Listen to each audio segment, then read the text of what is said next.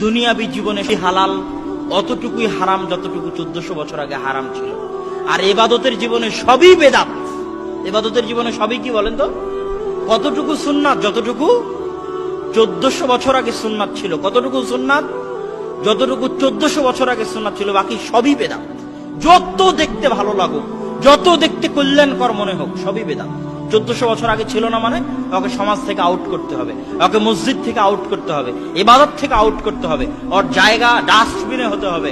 সমাজে মুসলমানের আমলে ওর জায়গা হতে পারে না। কেন? ওটা 1400 বছর আগে আল্লাহ রাসূলের আমল ছিল না, আল্লাহ রাসূলের সাহাবীদের আমল ছিল না, আল্লাহ রাসূলের অনুসারীদের আমল ছিল না, আবু বকর, ওমর, উসমানের আমল ছিল না, আলীর আমল ছিল না রাদিয়াল্লাহু তাআলা আনহুম। সে আমল আমি আপনি করতে পারি না। কেননা তাদের রাস্তায় হেদায়েতের রাস্তা, তাদের রাস্তায় নাজাতের রাস্তা।